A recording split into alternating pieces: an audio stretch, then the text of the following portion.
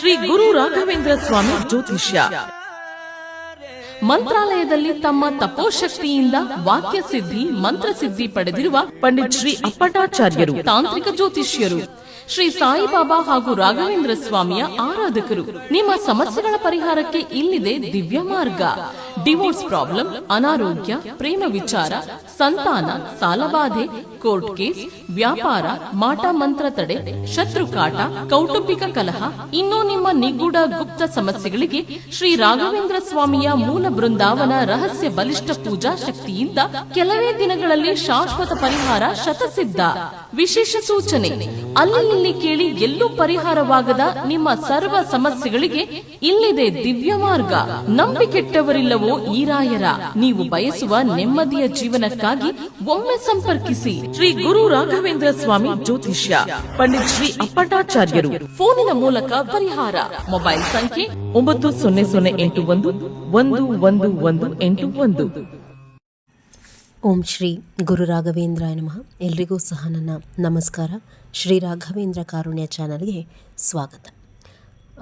ಇತ್ತೀಚೆಗೆ ರಾಯರನ್ನು ಪೂಜಿಸುವಂತಹ ಒಂದು ಭಕ್ತವರ್ಗ ಏನಿದೆ, ದಿನದಿಂದ ದಿನಕ್ಕೆ ಹೆಚ್ಚಾಗ್ತಾ ಇದೆ. ಸಂತೋಷ. ಆದರೆ ರಾಯರನ್ನು ನೀವು ಹೇಗೆ ಪೂಜೆ ಮಾಡಬೇಕು ಅಂಥೇಳಿ ತಿಳಿದು ಪೂಜೆ ಮಾಡಿದ್ರೆ ನಿಮಗೂ ಸಹ ಒಳ್ಳೆಯದಾಗುತ್ತೆ. ಏನಕ್ಕೆ ಅಂತಂದರೆ, ರಾಯರನ್ನು ಪೂಜಿಸೋದಕ್ಕೆ ಒಂದಷ್ಟು ರೀತಿ ನೀತಿಗಳಿದೆ, ಅದರ ಜೊತೆಗೆ ನೀತಿ ನಿಯಮಗಳಿದೆ. ಅದರ ಬಗ್ಗೆ ಒಂದಷ್ಟು ವಿಚಾರಗಳನ್ನು ನಾನು ನಿಮಗೆ ಈ ವಿಡಿಯೋನಲ್ಲಿ ತಿಳಿಸುವಂತಹ ಪ್ರಯತ್ನವನ್ನು ಮಾಡ್ತೀನಿ. ಏಕೆಂತಂದರೆ, ನಾವು ಅವ್ರವ್ರನ್ನ ನೋಡಿ ರಾಯರ ಫೋಟೋವನ್ನು ಮನೆಗೆ ತಂದಿಟ್ಕೊಳ್ಳೋದು ದೊಡ್ಡದಲ್ಲ, ಅಥವಾ ರಾಯರ ಫೋಟೋ ಮನೆಯಲ್ಲಿದೆ ಅಂತೇಳಿ ಕೇವಲ ಗುರುವಾರ ಮಾತ್ರ ನಾವು ಪೂಜೆ ಮಾಡುವಂತಹದ್ದು ಅಲ್ಲ. ರಾಯರ ಫೋಟೋ ಮನೆಯಲ್ಲಿದೆ ಅಂತಂದ್ರೇ ನಾವೊಂದಷ್ಟು ಜಾಗೃತೆಯಾಗಿರಬೇಕು. ಅದರ ಜೊತೆಯಲ್ಲಿ ಒಂದಷ್ಟು ನೀತಿ ನಿಯಮಗಳನ್ನು ಪ್ರತಿನಿತ್ಯ ಪಾಲನೆ ಮಾಡಿಕೊಂಡು ರಾಯರ ಪೂಜೆಯನ್ನು ಮಾಡ್ಕೊಂಡು ಹೋದರೆ ಬಹಳ ಒಳ್ಳೆಯ ಫಲಗಳನ್ನು ಶೀಘ್ರವಾಗಿ ಕಾಣ್ತೀರ. ಇದು ಸತ್ಯ. ಮೊದಲನೇದಾಗಿ, ರಾಯರ ಫೋಟೋ ಯಾರೆಲ್ಲ ಮನೆಯಲ್ಲಿ ಇಟ್ಕೊಂಡಿದ್ದೀರಾ ಅವರೆಲ್ಲರೂ ಸಹ ಪ್ರತಿನಿತ್ಯ ರಾಯರಿಗೆ 2 ಬೇರೆ ದೀಪಗಳನ್ನು ಹಚ್ಚಬೇಕಾಗತ್ತೆ. ಅಂದರೆ ಈಗ ನಿಮ್ಮ ಮನೆಯಲ್ಲಿ ರಾಯರ ಫೋಟೋ ಇದೆ ಅಂತ ಹೇಳಿ ಇಟ್ಕೊಳ್ಳಿ. ನೀವೇನು ದೇವರ ಮನೆಯಲ್ಲಿ 2 ದೀಪಗಳನ್ನು ಹಚ್ತಿರ್ತೀರ, ಇಲ್ಲ ಕಾಮಾಕ್ಷಿ ದೀಪ ಸೇರಿಸಿ ಪ್ರತಿನಿತ್ಯ 3 ದೀಪ ಹಚ್ತಿರ್ತೀರ ಅಂದ್ಕೊಳ್ಳಿ. ಅದರ ಜೊತೆಯಲ್ಲಿ ನೀವು ಪ್ರತಿನಿತ್ಯ ಸಣ್ಣದ್ದೇ ಆದರೂ ಸಹ ರಾಯರ ಫೋಟೋ ಮುಂದೆ 2 ದೀಪಗಳನ್ನು ಇಟ್ಕೋಬೇಕು. ಪ್ರತಿನಿತ್ಯ ತುಪ್ಪದಲ್ಲಿ ಹಚ್ಚಬೇಕು ಅಂತೇನಿಲ್ಲ. ಪ್ರತಿನಿತ್ಯ ನೀವು ದೇವರ ಮನೆಯಲ್ಲಿ ಏನು ಎಣ್ಣೆಯಲ್ಲಿ ದೀಪ ಹಚ್ತೀರಾ ಅದೇ ಎಣ್ಣೆನಲ್ಲೇ ದೀಪ ಹಚ್ಚಿದ್ರೆ ಸಾಕು. ಗುರುವಾರ, ಏಕಾದಶಿ, ದ್ವಾದಶಿ ದಿವಸ ತುಪ್ಪದಲ್ಲಿ ಹಚ್ಕೊಳ್ಳಿ. ಒಟ್ಟಾರೆಯಾಗಿ 2 ದೀಪ ಪ್ರತಿನಿತ್ಯ ರಾಯರ ಮುಂದೆ ಬೇರೆ ಹಚ್ಚಬೇಕು. ಗುರುವಾರ ಮಾತ್ರ ಹಚ್ಚಿದ್ರೆ ಸಾಕು ಅಂತ ಹೇಳಿ ಪರಿಭಾವಿಸಬೇಡಿ. ಇದು ನಿಮಗೆ ದೋಷವನ್ನು ತಂದೊಡ್ಡುತ್ತೆ. ಅಂದರೆ ರಾಯರ ಫೋಟೋ ಮನೇಲಿಟ್ಕೊಂಡು ನೀವು 2 ದೀಪ ಸಪ್ರೇಟ್ ಹಚ್ಚಲಿಲ್ಲ ಅಂದರೆ ಅದು ಒಂದು ರೀತಿ ನಿಮ್ಮನ್ನು ದೋಷವಾಗಿ ಕಾಡುವಂತಹದ್ದು. ಎರಡನೇದಾಗಿ, ಮನೆಯಲ್ಲಿ ನಾನ್ ವೆಜ್ ತಿನ್ನುವಂತಹವರು, ಯಾರ ಮನೆಯಲ್ಲಿ ನಾನ್ ವೆಜ್ ಮಾಡ್ತೀರಾ ಮತ್ತು ನಾನ್ ವೆಜ್ಜನ್ನು ತಿಂತೀರಾ ಅಂತಹವರು ರಾಯರ ಫೋಟೋ ಮತ್ತು ವಿಗ್ರಹವನ್ನು ಇಟ್ಕೋಬಹುದಾ ಅಂಥೇಳಿ ಸುಮಾರು ಜನ ಕಾಮೆಂಟ್ಸಲ್ಲಿ ಕೇಳ್ತೀರಾ. ನಾವು ನಾನ್ ವೆಜ್ ತಿಂತೀವಿ ಅಂತಂದು. ಯಾರ ಮನೆಯಲ್ಲಿ ನಾನ್ ವೆಜ್ ತಿಂತೀರಾ ಅಂತಹವರ ಮನೆಯಲ್ಲಿ ರಾಯರ ಫೋಟೋವನ್ನು ಇಟ್ಕೊಳ್ಳೋದಕ್ಕೆ ಆಗಲಿ ಅಥವಾ ರಾಯರ ವಿಗ್ರಹವನ್ನು ಇಟ್ಕೊಳ್ಳೋದಕ್ಕೆ ಆಗಲಿ ಯಾವ ಒಂದು ಅಡ್ಡಿಯೂ ಸಹ ಇಲ್ಲ.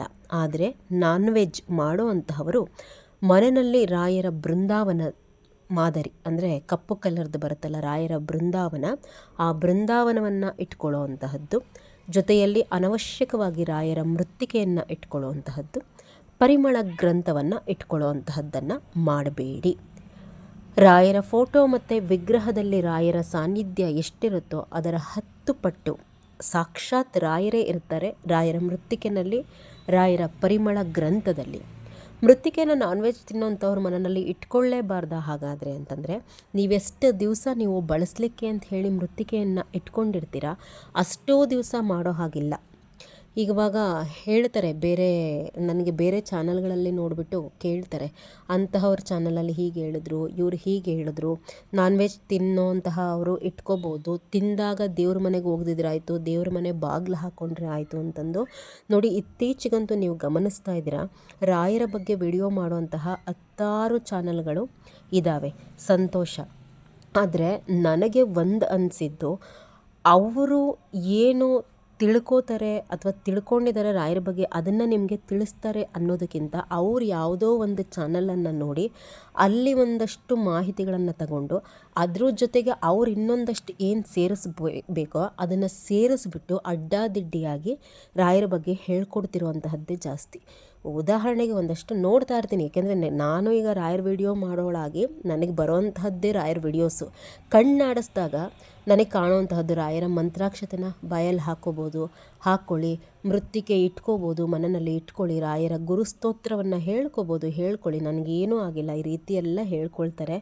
ಅದರ ಜೊತೆಯಲ್ಲಿ ನಾನು ಮಾಡಿರುವಂತಹ ವಿಡಿಯೋಸನ್ನೇ ಎಷ್ಟೋ ಚಾನಲ್ಗಳಲ್ಲಿ ತಿರುಗಿಸಿ ಹೇಳಿರುವಂತಹದ್ದು, ಅಂದರೆ ಸೇಮ್ ವಿಡಿಯೋಸ್ಗಳನ್ನು ಅವರೇ ಮಾಡಿದ್ದಾರೆ ಅನ್ನೋ ಥರ ಹಾಕ್ತಾರೆ. ಇಲ್ಲಿಂದ ವಿಡಿಯೋಸ್ಗಳನ್ನು ತೊಗೊಂಡು ನಾನು ಡೈರೆಕ್ಟಾಗಿ ಹೋಗಿ ಕಮೆಂಟ್ ಹಾಕ್ತೀನಿ ಅವ್ರಿಗೆ. ಗೊತ್ತಿದ್ದರೆ ರಾಯರ ಬಗ್ಗೆ ಹಾಕಿ, ಅಲ್ಲಿ ಇಲ್ಲಿ ಕದ್ದು ಹಾಕ್ಲಿಕ್ಕೆ ಹೋಗಬೇಡಿ. ಯಾಕೆಂದರೆ ಇಲ್ಲಿ ನನ್ನ ವಿಡಿಯೋಸನ್ನು ಕದ್ದಿದ್ದಾರೆ ಅನ್ನೋವಂತಹದ್ದೇನು ಕೋಪ ಅಲ್ಲ. ನಾನಿಲ್ಲಿ ಕೂತ್ಕೊಂಡು ರಾಯರ ಬಗ್ಗೆ ನಿಮ್ಗೆ ಹೇಳ್ಕೊಡ್ತೀನಿ ಅಂದರೆ ನನ್ನಲ್ಲಿ ಒಂದು ಪರಿಪಕ್ವತೆ ಇರಬೇಕು, ನಾನು ವಿಷಯವನ್ನು ಸರಿಯಾಗಿ ತಿಳ್ಕೊಂಡಿರಬೇಕು, ಆಗಷ್ಟೇ ನಿಮ್ಗೆ ಹೇಳ್ಕೊಡೋಕ್ಕೆ ಸಾಧ್ಯ.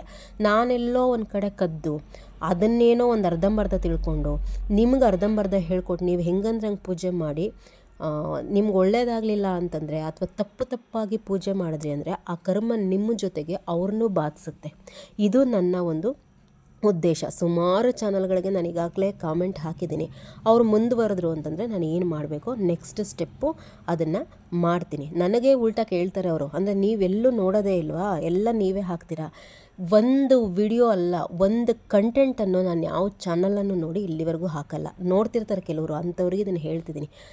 ನನ್ನ ಚಾನಲಿಂದ ಕದ್ದು ಹಾಕಿದಾಗ ಅವ್ರನ್ನ ಪ್ರಶ್ನೆ ಮಾಡಿದ್ದಕ್ಕೆ ಅವರು ತಿರುಗಿಸಿ ಕೇಳಿದ್ದು, ನೀವೆಲ್ಲ ಓನಾಗೆ ಹಾಕ್ತೀರಾ? ಹೌದು, ನಾನು ರಾಯರ ಸಾಕ್ಷಿಯಾಗಿ ಎಲ್ಲ ಓನಾಗೆ ಹಾಕೋದು, ನಾನೆಲ್ಲೂ ಕದ್ದು ಹಾಕುವಂತಹದ್ದನ್ನು ಮಾಡಿಲ್ಲ. ಇನ್ನು ನೆಕ್ಸ್ಟ್ ಪಾಯಿಂಟಿಗೆ ಬರ್ತೀನಿ. ಅಂದರೆ ನೀವು ಒಂದು ತಿಳ್ಕೊಳ್ಳಿ, ಎಲ್ಲಿ ನೋಡಬೇಕು, ವಿಚಾರಗಳನ್ನು ಸರಿಯಾಗಿ ಯಾರು ಹೇಳ್ಕೊಡ್ತಾ ಇದ್ದಾರೆ, ಯಾರು ಬೂಟಾಟಿಕೆ ಮಾಡ್ತಿದ್ದಾರೆ, ಇಂತಹವನ್ನು ತಿಳ್ಕೊಂಡು ಫಾಲೋ ಮಾಡಿ.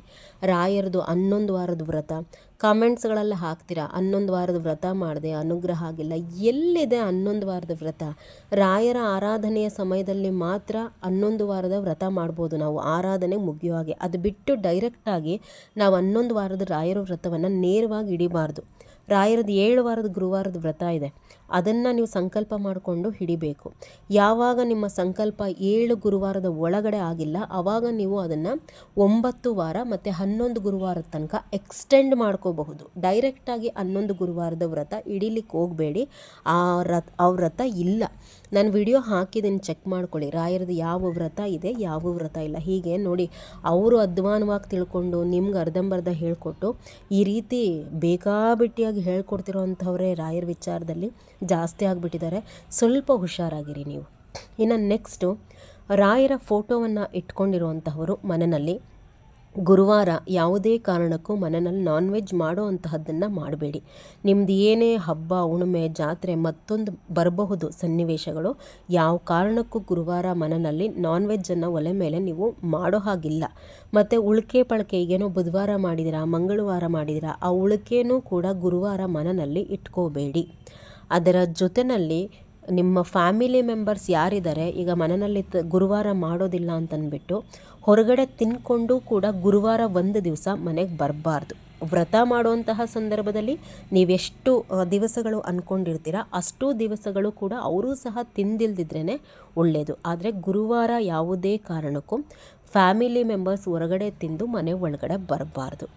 ನಿಮ್ಮ ಗಂಡಸರಿಗೆ ಒಂದು ಕಿವಿ ಮಾತು ಹೇಳ್ತೀನಿ ಕೇಳಿ, ಹೆಣ್ಮಕ್ಳು ಏನೇ ಪೂಜೆ ಪುನಸ್ಕಾರ ಮಾಡಿದ್ರು ನಿಮ್ಮ ಶ್ರೇಯಸ್ಗೋಸ್ಕರ, ನಿಮ್ಮ ಒಳ್ಳೆಯದಕ್ಕೋಸ್ಕರ ಮಾಡಿರ್ತಾರೆ. ಒಂದು ದಿವಸ ತಿನ್ನಲಿಲ್ಲ ಅಂದರೆ ಏನೂ ಆಗೋದಿಲ್ಲ. ನಾನ್ ವೆಜ್ ತಿನ್ನುವಂತಹದ್ದು ನಮ್ಮ ಜೀವನದ ಒಂದು ಭಾಗ, ಆದರೆ ನಾನ್ ವೆಜ್ ತಿನ್ನುವಂತಹದ್ದೇ ಜೀವನ ಅಲ್ಲ. ಏನಕ್ಕೆ ಈ ಮಾತು ಹೇಳ್ತಿದ್ದೀನಿ ಅಂದರೆ, ಒಂದು 21 ದಿವಸದ ರಾಯರು ವ್ರತ ಮಾಡಿರ್ತೀರ, ಅಷ್ಟು ದಿವಸದಿಂದ ಇರೋದೇ ದೊಡ್ಡದು ಅನ್ನಂಗೆ ಮಾರನೇ ದಿವಸನೇ ನಾನ್ ವೆಜ್ ಮಾಡಿಬಿಡುವಂತಹದ್ದು ಮನೆಯಲ್ಲಿ. ಈ ರೀತಿ ಖಂಡಿತ ಮಾಡಬಾರ್ದು. ವ್ರತ ಆಗಿ ಒಂದು 7 ದಿವಸದ ತನಕನೂ ನೀವು ನಾನ್ ವೆಜ್ಜನ್ನು ಮಾಡಲಿಕ್ಕೆ ಬರೋದಿಲ್ಲ. ನೆಕ್ಸ್ಟ್ ವಿಡಿಯೋಸಲ್ಲಿ ಹೇಳ್ತೀನಿ ಇದ್ರ ಬಗ್ಗೆ ಇನ್ನೂ ಡೀಟೇಲ್ ಆಗಿ. ಎಷ್ಟೋ ಜನಕ್ಕೆ ನಾವು ವ್ರತಗಳನ್ನು ಮಾಡಿದ್ವಿ, ಏನಕ್ಕೆ ನಮಗೆ ಅನುಗ್ರಹ ಆಗಲಿಲ್ಲ ಅಥವಾ ನಮ್ಮ ಸಂಕಲ್ಪ ಈಡೇರಲಿಲ್ಲ ಅಂತಂದರೆ ಇದೂ ಒಂದು ಕಾರಣ ಇರುತ್ತೆ. ಏನು ಅಂತಂದರೆ, ನೀವು ಮನೆಯಲ್ಲಿ ವ್ರತ ಮಾಡ್ತಾ ಇರ್ತೀರ, ನಿಮ್ಮ ಫ್ಯಾಮಿಲಿ ಮೆಂಬರ್ಸ್ ಹೊರಗಡೆ ನಾನ್ ವೆಜ್ಜನ್ನು ತಿಂದು ಮನೆಯಲ್ಲಿ ಓಡಾಡುವಂತಹದ್ದು. ಈ ರೀತಿ ಮಾಡಿದಾಗ ಕೂಡ ನಿಮ್ಮ ವ್ರತದ ಸಂಕಲ್ಪಗಳು ಈಡೇರೋದಿಲ್ಲ. ಇದನ್ನು ತಿಳ್ಕೊಳ್ಳಿ. ದಯಮಾಡಿ ಒಂದಷ್ಟು ದಿವಸ ನಾನ್ ವೆಜ್ಜಿಂದ ನೀವು ದೂರ ಇದ್ದರೆ ಏನೂ ಆಗಲ್ಲ. ಅದರ ಜೊತೆಯಲ್ಲಿ ಓದೋ ಮಕ್ಕಳಿಗೆ ತುಂಬ ನಾನ್ ವೆಜ್ಜನ್ನು ಕೊಡಬೇಡಿ. ಮಕ್ಕಳು ಓದಿನಲ್ಲಿ ಮಂಕಾಗ್ತಾರೆ. ಇನ್ನೊಂದು, ರಾಯರ ಪೂಜೆಯನ್ನು ಮಾಡುವಂತಹ ಒಂದು ಅತೀ ದೊಡ್ಡ ತಪ್ಪು, 10ರಲ್ಲಿ 9 ಜನ ನೀವು ಮಾಡುವಂತಹ ತಪ್ಪು ಏನು ಅಂತಂದರೆ, ಮನೆ ದೇವರ ವಾರಗಳನ್ನೇ ನೀವು ಬದಲಾಯಿಸ್ಕೊಂಡ್ಬಿಡ್ತೀರ. ಅಂದರೆ ನಿಮ್ಮ ಮನೆ ದೇವರ ವಾರ ಶನಿವಾರನೋ ಅಥವಾ ಸೋಮವಾರನೋ ಇರುತ್ತೆ. ರಾಯರ ಪೂಜೆಯನ್ನು ಮಾಡೋದನ್ನು ಹಿಡಿತಿದ್ದಂಗೆನೇ ಗುರುವಾರ ವಾರ ಮಾಡೋಕ್ಕೆ ಹಿಡಿಯುವಂತಹದ್ದು. ಅಂದರೆ ಎಲ್ಲ ದೇವರ ಫೋಟೋವನ್ನು ಒರೆಸುವಂತಹದ್ದು, ಎಲ್ಲ ದೇವ್ರ ಪಾತ್ರೆಗಳನ್ನು ಅವತ್ತೇ ತೊಳೆದ್ಬಿಟ್ಟು ನಿಮ್ಮ ವಾರದ ದಿವಸ ಗುರುವಾರನೇ ಮಾಡಿರ್ತೀನಲ್ವಾ ಅಂತಂದ್ಬಿಟ್ಟು 2 ದೀಪವನ್ನು ಹಚ್ಚಿಬಿಡುವಂತಹದ್ದು. ನೋಡಿ, ಎಷ್ಟೇ ರಾಯರ ಪೂಜೆಯನ್ನು ಮಾಡಿದ್ರೂ ಖಂಡಿತ ನಿಮಗೆ ಯಾವ ಒಳ್ಳೆಯದು ಸಹ ಮನೆಗೆ ಆಗೋದಿಲ್ಲ. ಯಾಕೆ ಅಂದರೆ, ನೀವು ರಾಯರ ಪೂಜೆಯನ್ನು ಎಷ್ಟು ನಿಷ್ಠೆಯಿಂದ ಮಾಡ್ತೀರೋ ನಿಮ್ಮ ಮನೆ ದೇವರನ್ನು ಅಷ್ಟೇ ನಿಷ್ಠೆಯಿಂದ ಮಾಡ್ಕೊತಾ ಹೋಗಬೇಕು. ನೀವು ರಾಯರ ಪೂಜೆ ಮಾಡ್ತೀನಿ ಅಂತ ಹೇಳಿ ಮನೆ ದೇವರ ವಾರವನ್ನು ಕಡೆಗಣಿಸಿದ್ರಿ ಅಂದರೆ ಮನೆಗೆ ನಾನಾ ತರಹದ ಕಷ್ಟಗಳು ಎದುರಾಗ್ತಾ ಹೋಗುತ್ತೆ. ಆವಾಗ ನೀವು ಹೇಳೋವಂಥದ್ದು ಏನು ಗೊತ್ತಾ, ರಾಯರ ಪೂಜೆಯನ್ನು ಮಾಡಲಿಕ್ಕೆ ಶುರು ಮಾಡಿದೆ, ಮನೆಗೆ ಕಷ್ಟ ಜಾಸ್ತಿ ಆಯಿತು. ರಾಯರ ಫೋಟೋವನ್ನು ತಂದಿಟ್ಕೊಂಡೆ, ಮನೇಲಿ ಕಷ್ಟ ಜಾಸ್ತಿ ಆಯಿತು. ರಾಯರಿಂದ ನಿಮ್ಮ ಮನೆ ಕಷ್ಟ ಜಾಸ್ತಿ ಆಗಿರಲ್ಲ.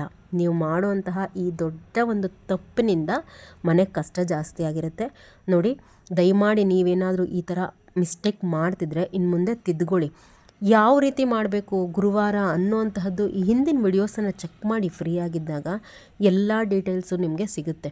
ಗುರುವಾರ ರಾಯರಿಗೆ ಸಂಬಂಧಿಸಿದಂತೆ ಫೋಟೋ, ರಾಯರಿಗೆ ಸಂಬಂಧಿಸಿದಂತೆ ಪೂಜೆ ಸಾಮಾನು ಇಷ್ಟು ತೊಳ್ಕೊಂಡು ರಾಯರ ಪೂಜೆ ಮಾಡಿ ಸಾಕು. ನಿಮ್ಮ ಮನೆ ದೇವರ ವಾರದ ದಿವಸ ಮನೆ ದೇವರ ಪೂಜೆಯನ್ನು ಅವತ್ತಿನ ದಿವಸ ಮಾಡ್ಕೊಳ್ಳಿ. ಎಲ್ಲ ತೊಳೆದು ಬಳಿದು ಫೋಟೋ ಒರೆಸ್ಕೊಂಡು. ಈ ತಪ್ಪನ್ನು ಮಾಡಲಿಕ್ಕೆ ಹೋಗಬೇಡಿ. ಇನ್ನು ಮುಂದೆ ರಾಯರ ಫೋಟೋವನ್ನು ತಂದಿಟ್ಕೊಂಡು ತಕ್ಷಣ 2ರಿಂದ 3 ತಿಂಗಳೊಳಗಡೆ ಎಲ್ಲ ಕಷ್ಟ ಬಗೆಹರಿದು ಬಿಡಬೇಕು ಅನ್ನುವಂತಹ ಮನಸ್ಥಿತಿ ಬೇಡ. ತಾಳ್ಮೆಯಿಂದ ಇರಬೇಕು. ನಿಧಾನವಾಗಿ ಎಲ್ಲವೂ ಸಹ ಬಗೆಹರಿತಾ ಹೋಗುತ್ತೆ. ಇನ್ನೊಂದು ಏನು ವಿಚಾರ ಅಂತಂದರೆ, ಈಗ ರಾಯರ ಯಾವುದೋ ಒಂದು ವ್ರತವನ್ನು ಮಾಡ್ತಾ ಇರ್ತೀರ. ರಾಯರ ವ್ರತವನ್ನು ನೀವು ಪ್ರಾರಂಭ ಮಾಡಿದಾಗ ಎಷ್ಟು ನಿಷ್ಠೆಯಿಂದ ಮಾಡ್ತಾ ಇರ್ತೀರೋ ಮುಗಿಯೋ ತನಕನೂ ಅದರ ನೀತಿ ನಿಯಮಗಳನ್ನು ಅಷ್ಟೇ ನಿಷ್ಠೆಯಿಂದ ಪಾಲನೆ ಮಾಡಬೇಕು. ಹೊಸದರಲ್ಲಿ ಭಾಳ ನಿಷ್ಠೆಯಿಂದ ಮಾಡುವಂತಹದ್ದು. ಈಗ ಒಂದು 21 ದಿನ ಮಾಡುವಾಗ ಇನ್ನೇನು ಒಂದು 15 ದಿವಸ ಮಾಡಿದ್ರಿ ಅಂತಂದಾಗ ಅದರ ನೀತಿ ನಿಯಮಗಳನ್ನೆಲ್ಲ ಅರ್ಧಂಬರ್ಧ ಫಾಲೋ ಮಾಡುವಂತಹದ್ದು. ಈ ರೀತಿ ಮಾಡಿದಾಗ ಎಲ್ಲಿಂದ ನಿಮಗೆ ಸಂಕಲ್ಪ ಈಡೇರುವಂತಹದ್ದಾಗುತ್ತೆ. ಅದರ ಜೊತೆಯಲ್ಲಿ ವ್ರತವನ್ನು ಮಾಡುವಂತಹ ಸಂದರ್ಭದಲ್ಲಿ ನಿಮ್ಮ ಫ್ಯಾಮಿಲಿ ಮೆಂಬರ್ಸು ಹೊರಗಡೆ ನಾನ್ ವೆಜ್ ತಿನ್ನೋ ಹಾಗಿಲ್ಲ. ಅಂದರೆ ತಿಂದು ಮನೆಗೆ ಬರಬಾರ್ದು. ಯಾಕೆ ಅಂದರೆ, ನಾವು ರಾಯರ ಯಾವುದೇ ವ್ರತ ಮಾಡುವಾಗ ರಾಯರ ಸಾನ್ನಿಧ್ಯ, ಅಂದರೆ ಸಾಕ್ಷಾತ್ ರಾಯರು ನಮ್ಮ ಮನೆಯಲ್ಲಿರ್ತಾರೆ. ಅಂತಹದ್ರಲ್ಲಿ ನೀವು ನಾನ್ ವೆಜ್ ಎಲ್ಲ ತಿಂದು ಒಳಗಡೆ ಓಡಾಡಿ ಅಂಟು ಮುಂಟು ಮಾಡಿದ್ರೆ ಎಲ್ಲಿಂದ ಸಂಕಲ್ಪ ಈಡೇರುತ್ತೆ? ಎಷ್ಟೋ ಜನಕ್ಕೆ ನಾವು ವ್ರತ ಮಾಡಿದ್ವಿ, ನಮ್ಮ ಸಂಕಲ್ಪಗಳು ಯಾಕೆ ಈಡೇರಲಿಲ್ಲ ಅಂತಂದರೆ ಇದು ಒಂದು ಬಹಳ ಮುಖ್ಯವಾದ ಕಾರಣ ಆಗಿರುತ್ತೆ. ನಿಮ್ಮ ಮನೆಯ ಸದಸ್ಯರು ಹೊರಗಡೆ ನಾನ್ ವೆಜ್ ತಿಂದು ಮನೆಯಲ್ಲಿ ಬಂದರೂ ವ್ರತಗಳ ಸಂದರ್ಭದಲ್ಲಿ ಅಂದರೆ ನಿಮ್ಮ ಸಂಕಲ್ಪಗಳು ಅಷ್ಟು ಬೇಗ ಈಡೇರೋದಿಲ್ಲ, ಕಷ್ಟ ಆಗುತ್ತೆ. ಇನ್ನು ರಾಯರ ಫೋಟೋ ಮನೆಯಲ್ಲಿತ್ತು ಅಂತಂದರೆ ಮನೆನ ಡೈಲಿ ಒರೆಸ್ಕೊಳ್ಳಿ. ದಿನ ದೀಪ ಹಚ್ಚಿ. 2 ದಿನ 3 ದಿನಕ್ಕೊಂದು ಸರ್ತಿ ನಾವು ದೀಪ ಹಚ್ತೀವಿ ಅಂದರೆ ನಡೆಯಲ್ಲ. ಪ್ರತಿನಿತ್ಯ ದೀಪ ಹಚ್ಚಬೇಕು. ಪ್ರತಿನಿತ್ಯವೂ ಸಹ ರಾಯರ ಮುಂದೆನೂ ಸಹ 2 ದೀಪವನ್ನು ಹಚ್ಚಬೇಕಾಗುತ್ತೆ. ಇದಿಷ್ಟು ರಾಯರ ಫೋಟೋ ಮನೆಯಲ್ಲಿದೆ, ಅವರು ಪೂಜೆ ಮಾಡ್ತಿದ್ದೀವಿ ಅನ್ನೋಂತಹವರು ತಿಳಿದುಕೊಳ್ಬೇಕಾಗಿರುವಂತಹ ಅಂಶ. ಯಾರೆಲ್ಲ ಗೊತ್ತಿದ್ದಾರೆ ಅವ್ರ ಜೊತೆ ಶೇರ್ ಮಾಡ್ಕೊಳ್ಳಿ. ಇನ್ಫಾರ್ಮೇಷನ್ ಇಷ್ಟ ಆಗಿದ್ರೆ ಒಂದು ಲೈಕ್ ಮಾಡಿ. ಇನ್ನೂ ಬಹಳಷ್ಟು ವಿಚಾರಗಳು ನಿಮ್ಮೊಟ್ಟಿಗೆ ಹಂಚ್ಕೊಳ್ಳೋದಿದೆ. ನೆಕ್ಸ್ಟ್ ವಿಡಿಯೋ ಒಟ್ಟಿಗೆ ಬರ್ತೀನಿ ನಿಮ್ಮ ಮುಂದೆ. ನಮಸ್ಕಾರ.